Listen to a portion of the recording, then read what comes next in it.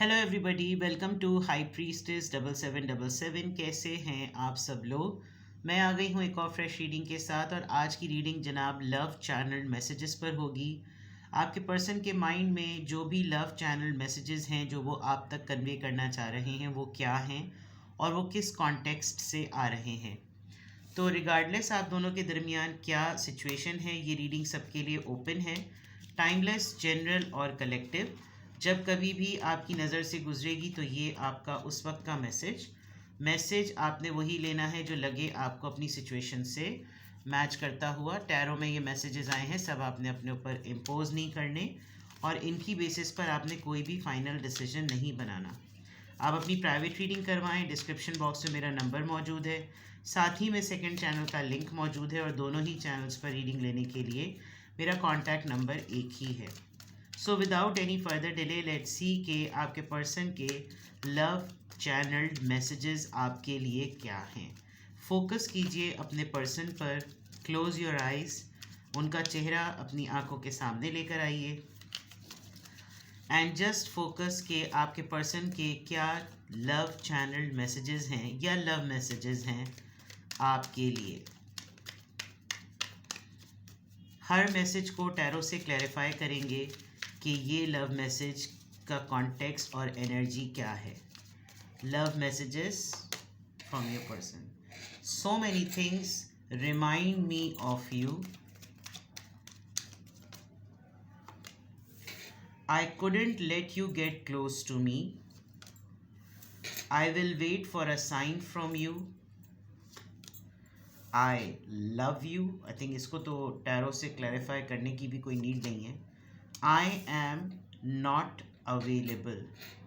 कोई voice message उन्होंने आपके लिए ड्रॉप किया हुआ है, कोई नोटिफिकेशन, कोई बाय डिफ़ॉल्ट सेटिंग में उनके ये चीज़ पड़ी हुई है ताकि आप उनकी अनअवेलेबिलिटी पर किसी डाउट में ना आए। Love channelled messages from your person for you. I hide behind material things.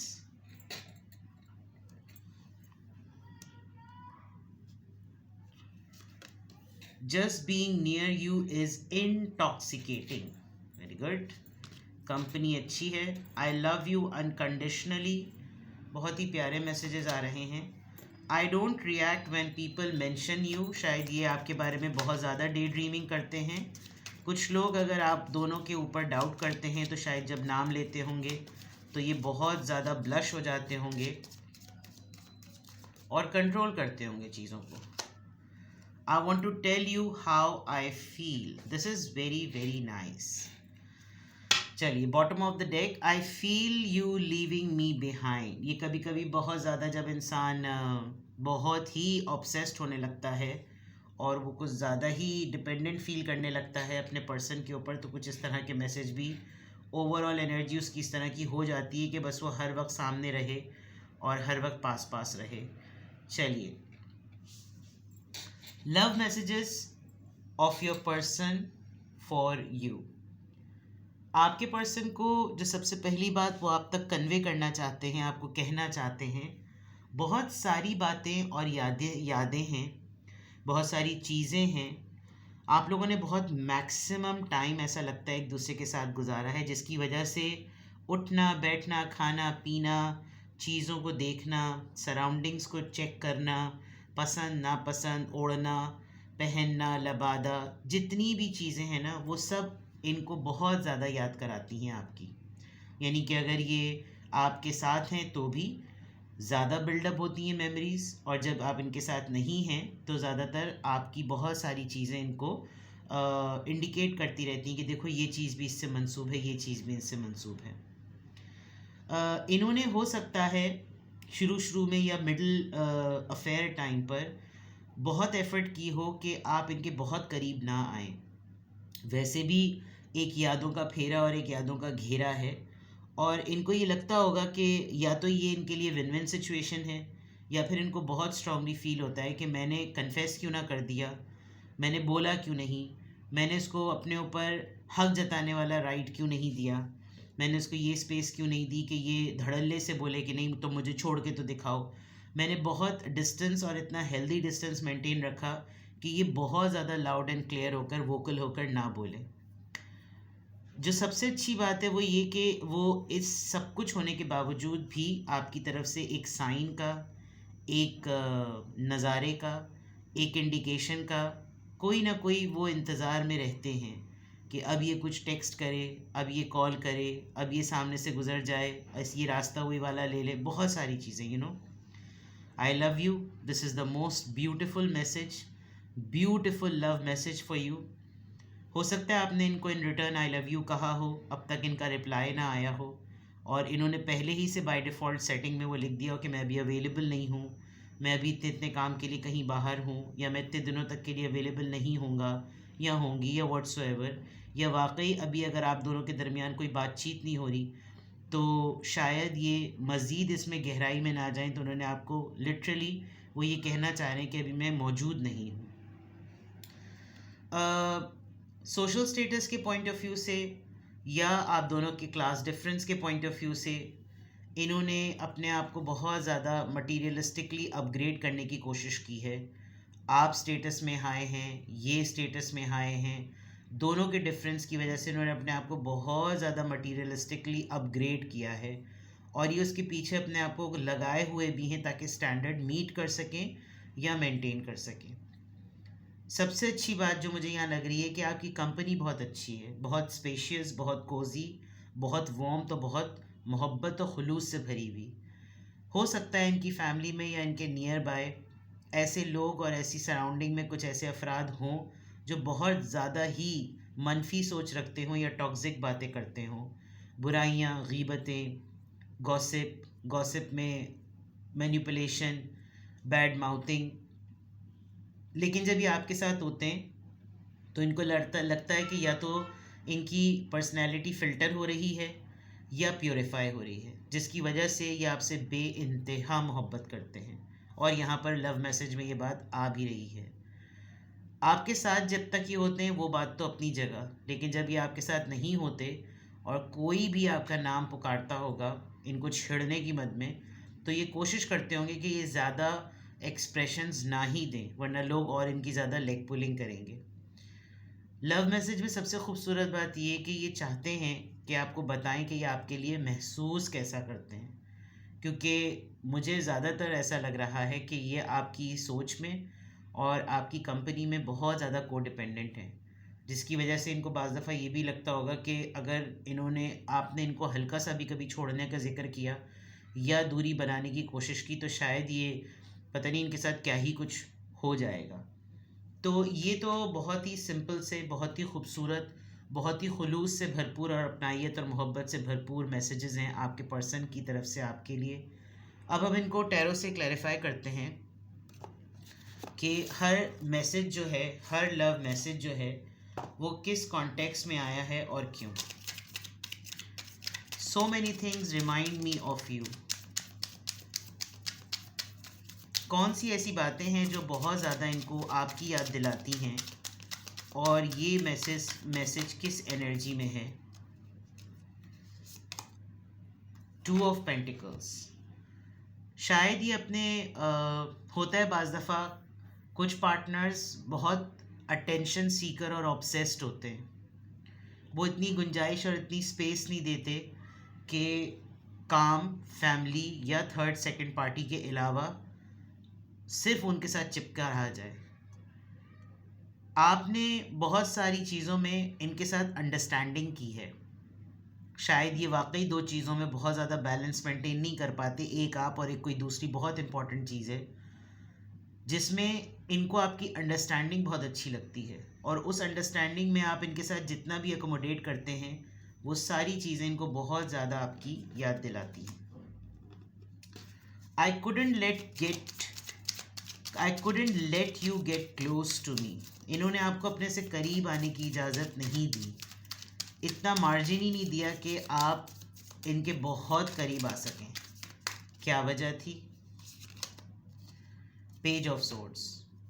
ये वेल नोन पर्सन हैं, सोशल मीडिया पर, सोसाइटी में, ख़ानदान में, कम्युनिटी में ये चाहते नहीं हैं कि बदनामी के कॉन्टेक्स्ट में इनके ऊपर बहुत सारे लोगों की नज़रें हैं, और हो सकता है ये बहुत अरसे तक एक डिनाइल फेज़ में भी हों कि रिलेशनशिप सही नहीं होते, पार्टनरशिप सही नहीं होती, सीधी सीधी सी ज़िंदगी गुजारनी चाहिए, अफेयर्स में नहीं पड़ना चाहिए। लेकिन आपके साथ इनकी हैपनिंग हुई और अब ये कोशिश करते होंगे कि किसी तरीके से आपका और इनका डिस्टेंस जो है वो देखने वाले की नज़र पे ज़रा सा ऑब्वियस रहे। लेकिन और इस वजह से आप भी इतना ज़्यादा इनके साथ मिंगल नहीं होते होंगे, वो हेल्दी बाउंड्री कह लें, वो हेल्दी डिस्टेंस कह लें, लेकिन चाहते हैं और चाहते भी थे और चाहते भी रहेंगे कि आप इनके करीब रहें, लेकिन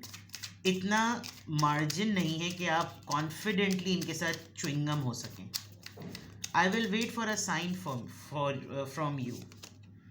जजमेंट, कोई डिवाइन टाइम हुआ, कोई बात ऐसी हुई, आप दोनों के दरमियान कोई डिस्टेंस आ गया, कोई गैप आ गया, कम्युनिकेशन में, सेपरेशन में कुछ ऐसा ज़रूर हुआ है जिसकी वजह से ये बात बिल्कुल यहाँ क्लियर नज़र आ रही है कि कुछ चीज़ें आप लोगों ने कुदरत पर छोड़ दी हैं, नसीब के हवाले कर दी हैं, किस्मत के हवाले कर दी हैं कि फैमिली में अगर कुछ गड़बड़ हुई, लोग नहीं मिलने दे रहे, एक नहीं होने दे रहे, तो अब जो होगा वो किस्मत देखेंगे। अगर नसीब में हुआ तो चलो ठीक है, और उसमें रियलाइजेशन दोनों पार्टीज़ को हो सकती है, आपको भी और आपके पर्सन को भी।